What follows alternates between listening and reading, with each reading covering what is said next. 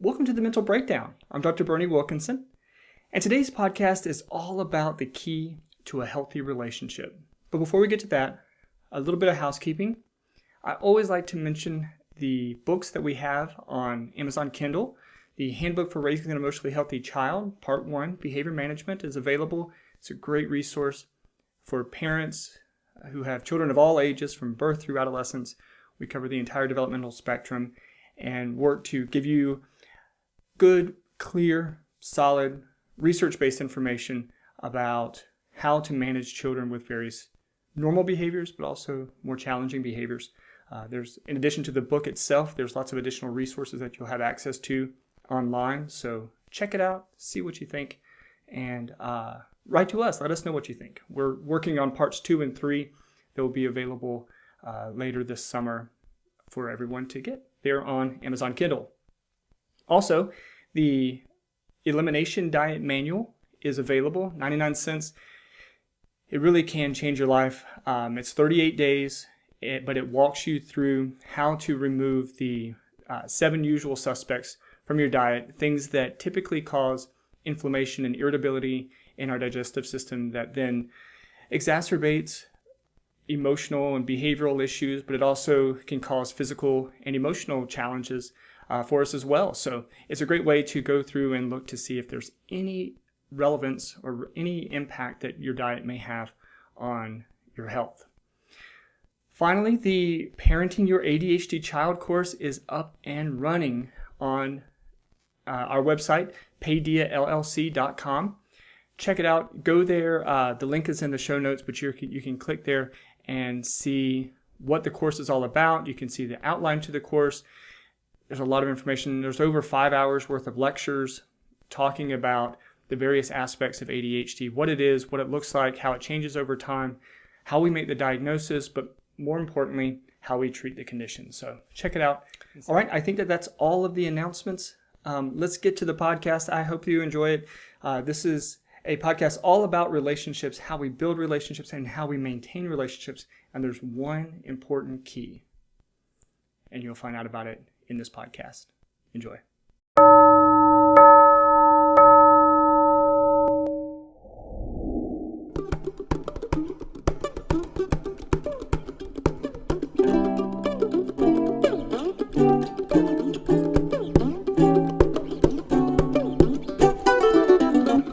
Welcome to the Mental Breakdown. Now, what would you say is the most important key to a healthy relationship? Now, I ask that question to folks a lot, and I get all kinds of answers. Sometimes the right answer, but lots of times I'll get other answers that are only partially right. Certainly some will say that, well, if we have common interests, when we like doing the same types of things, that's the key to a healthy relationship. Others will say a physical relationship. Sex is a great aspect of a healthy relationship, and they're not wrong, but that's only one piece of a healthy relationship. Still others talk about having common goals and aspirations in life that, as you're working through life's path, knowing that you're going in the same direction, well, that's the key to a healthy relationship. And it's not that any of those are wrong, or any of the multitude of other responses that you get from someone when you ask that kind of question. It's not that they're wrong, it's just that they're incomplete, or I guess it's not even really that they're incomplete. They're just not basic enough. They're not really at the core of what's going on. Because what all of those things have in common, or what we need for all of those things to really be effective in fostering a healthy relationship, is just one thing: communication. When I work with parents, when I work with couples, when I work with anyone in any form of relationship, one of the core issues that tend to come about is poor communication. They just don't communicate well enough to share how they're feeling about things, or to problem solve, or to deal with issues that begin to eat and corrode the relationship from the inside out.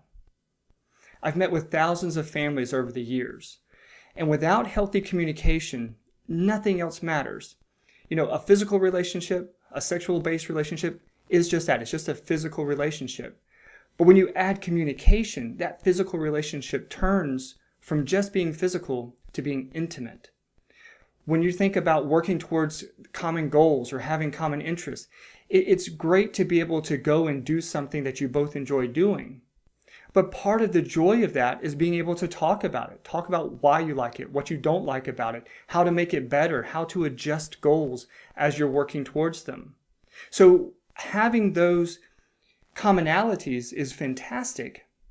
But without being able to effectively communicate, they're not quite as potent as they could be.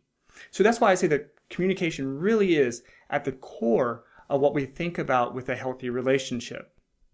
Now, let's talk a little bit about the benefits of communication before we get into a good strategy for improving your communication in your relationship. Certainly, there are a number of benefits to healthy communication. The first is it prevents grudges. Now, what I mean by that is when we communicate effectively, we lay things out on the table, we deal with things as they come. When I work with couples and when I work with people in relationships and they don't communicate effectively, what happens is you have underlying issues that are just never managed in a healthy way. And so it develops grudges. One person will believe that the other person did something for one reason. That person will believe that the other person did something for another reason. And so they develop these perspectives and beliefs and opinions of each other. They start to attribute different things to why the other person did something. And we have these misunderstandings that just create so much discomfort, so much unhappiness, so much frustration. It really is a core problem in relationships that are unhealthy. A second benefit to communication, though is somewhat related to the first, is that it helps you solve problems before they begin to fester. Now, one of the complaints that a lot of people in relationships have is that when we talk about things, he or she always brings up stuff from the past. They always bring up things from weeks or months or even years ago. He or she will bring those things up and we have to talk about them all over again. Well, when that happens, that's a really good indication that you did not communicate well enough to resolve that issue to begin with. When we are able to solve those problems and fix them to the point where we're all satisfied, there really is never a reason for them to come back up again. And in fact, what we see is that when we develop a healthy system for communication, that behavior stops. We stop seeing that tendency to rehash things from the past. Moreover, we resist the urge or resist the likelihood of allowing things to fester and get worse and just grow again underneath the surface until it explodes and becomes a problem for everybody. And a problem that oftentimes ruins and makes a relationship irreparable. Now, the third benefit to healthy communication is being able to make revisions to goals. Now, I already talked about the fact that one of the key aspects of a healthy relationship is having common goals that we're working towards. Well, at times in life, our goals have to shift. They have to adjust. They have to respond to things that are going on in our environment, especially unexpected changes in our life.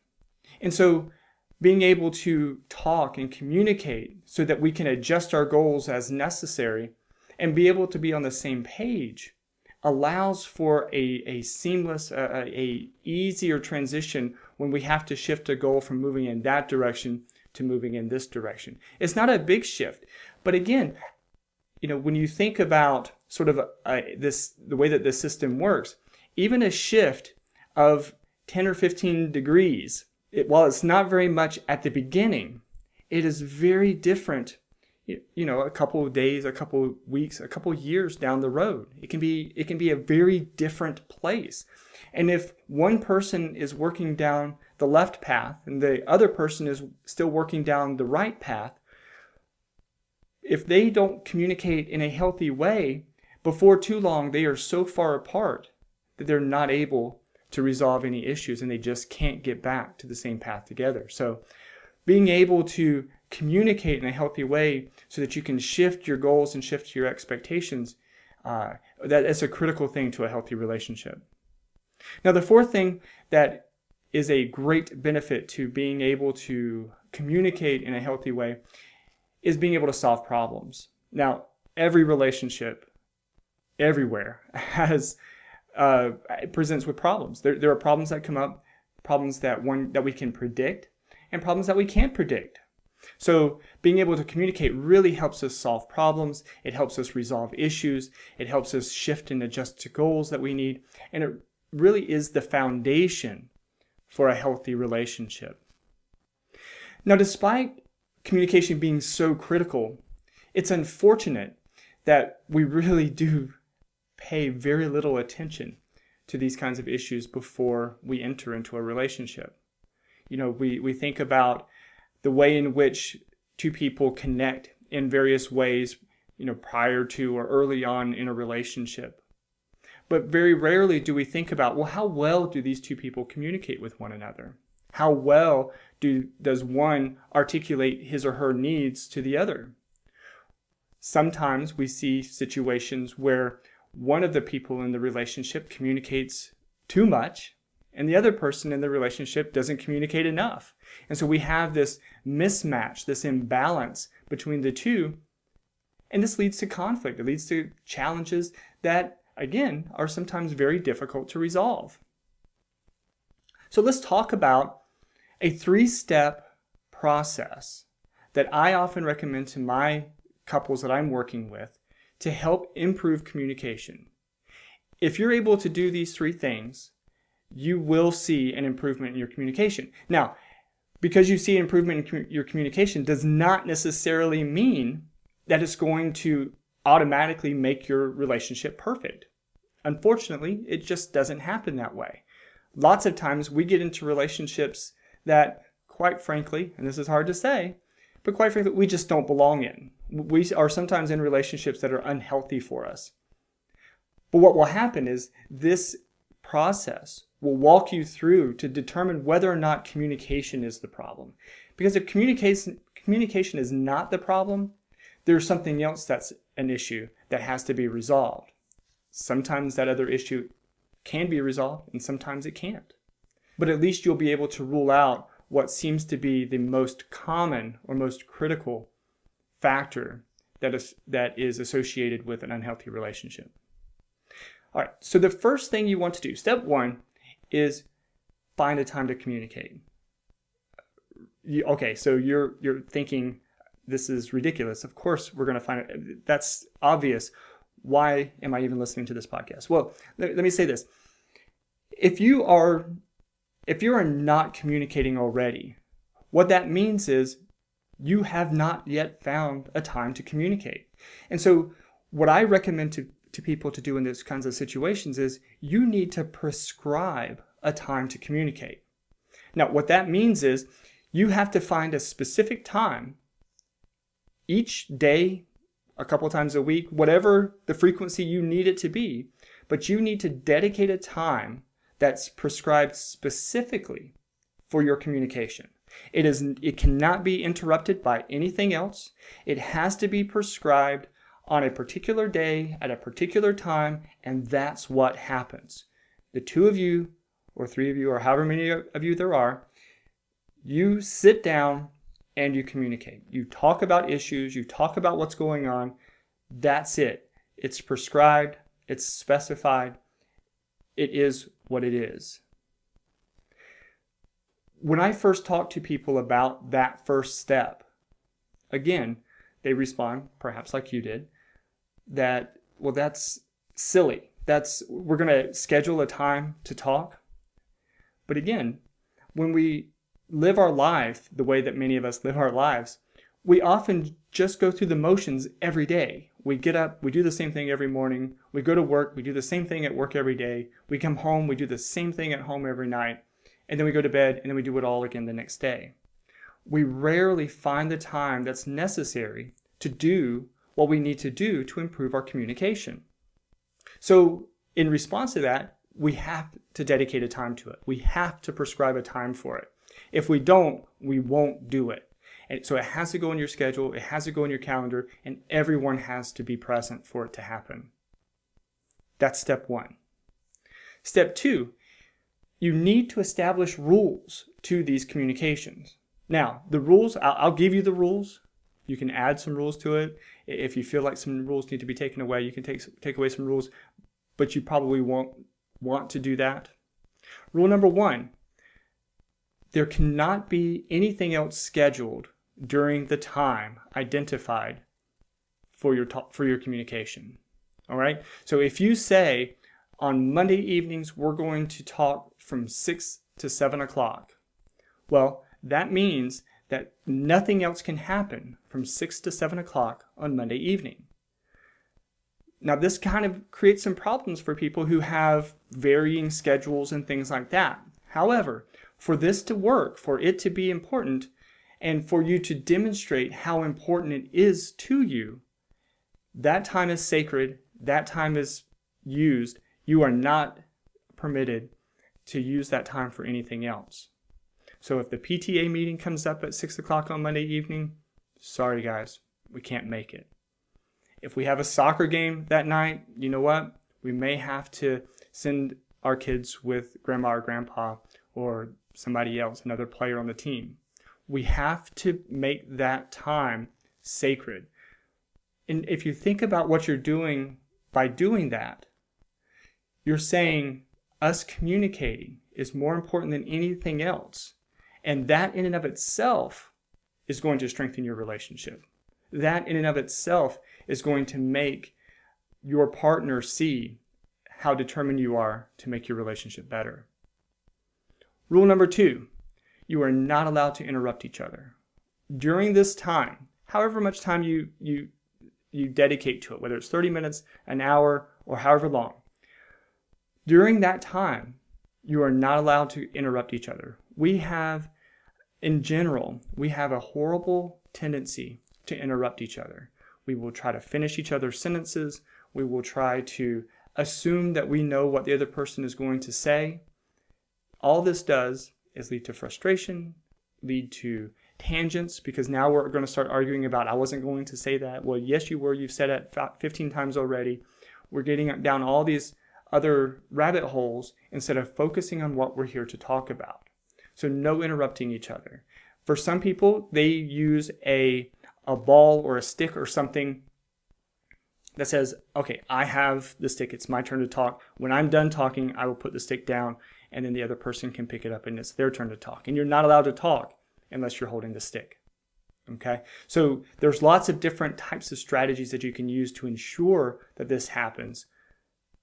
But it's critical that it's a rule that there's no interrupting each other. Rule number three. This is a tough one for a lot of folks. No judging. All right? During this time, you need to feel okay to say whatever it is you need to say. If there's something that your husband does that really frustrates you, makes you feel uncomfortable, makes you angry, you have to be able to say that. Again, think about what the purpose of communication is. The purpose of communication is to see what's going on, to be able to say, hey, I like that, I don't like that, and then for change to happen. If we're in a situation where we feel as though we can't say what we need to say to improve our situation, well, we're not going to improve our situation. We're just going to continue to be in the same place that we have been for however long we've been there.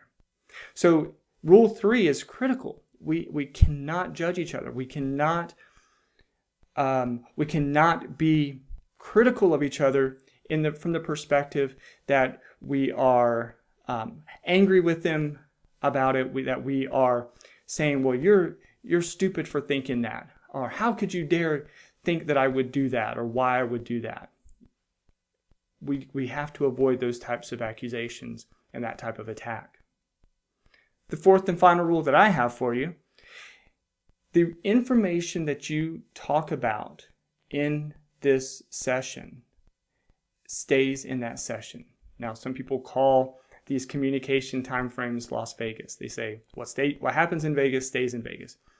The reason that this is an important rule is if we think about what rule number 3 was, no judging, what we're hopefully doing is creating an environment where it's okay to say what it is that you need to say. Well, if I'm going to share with you something that's personal, that bothers me, that frustrates me, or that has been affecting me in whatever way, I don't want you bringing that up and potentially using that against me the next day. So what we talk about during our communication sessions has to stay confined within that communication session. It cannot be used against me later on. It cannot be used as ammunition or as an example later on. Say, see, this is exactly what we were talking about the other day. Here you are again doing XYZ. All right, so we have to make sure that what happens and is said during these time periods, these communication sessions, stays in those communication sessions.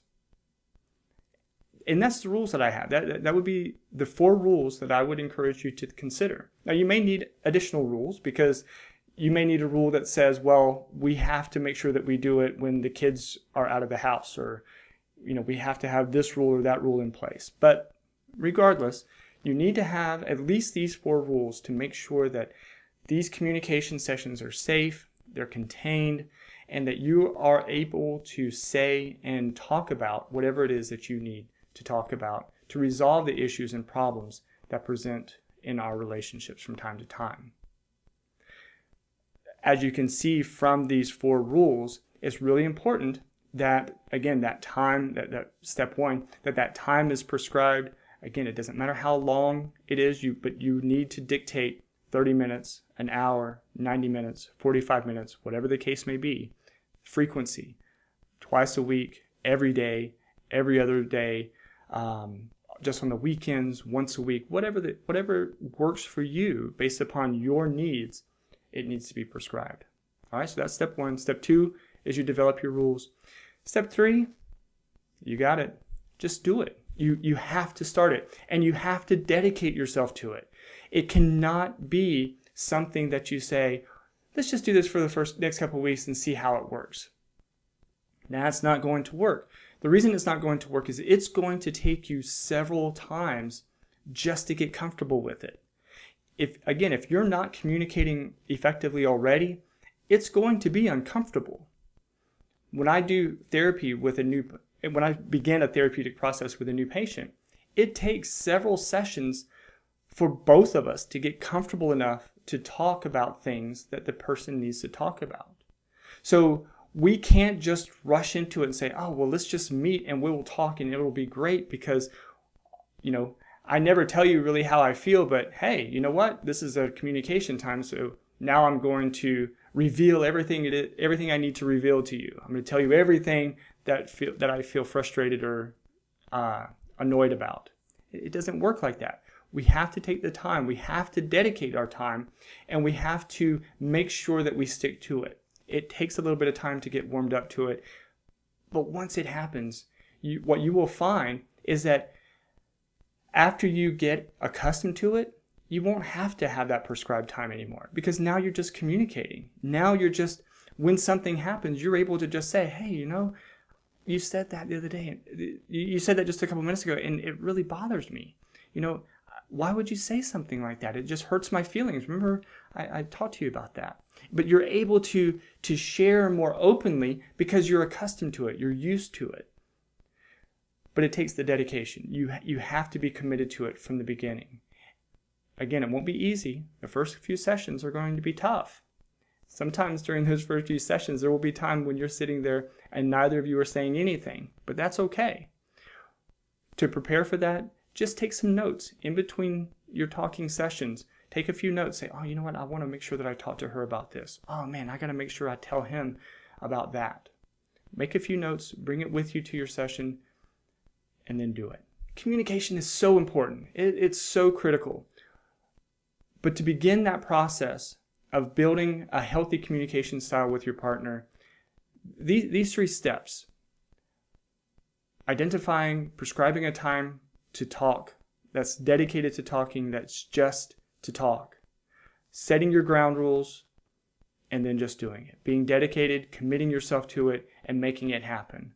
Follow those 3 steps, and you're going to be well on your way for developing a very healthy communication style with your partner and moving your relationship in the direction that hopefully you both want it to go. I'll be doing other podcasts to talk about how some of these challenges in our relationship manifest and how we can remedy them, not just through communication, prescribed communication like this, but in other ways as well. But start here. Start with this. This is step 1. This is the beginning, the entry level to building healthy communication. Give it a try. It will work. It will help you if you stick to it, if you commit yourself to it. All right? Thanks so much for listening. If you have any questions, if you have any comments, please write to us. We're always happy and love hearing from you. Had a great review by, I'm not sure how to pronounce his name. I think it's Idiris. Thank you so much for writing your reviews on iTunes. Glad that we could be helpful for you. It was a great review, and we really appreciate you listening. And again, write to us if you have any questions, if there's any topics that you'd like to hear us talk about. Send them in, and we're happy to cover it. So, all right? Great. All right, so until next time, I'm Dr. Berney. Forget to be afraid.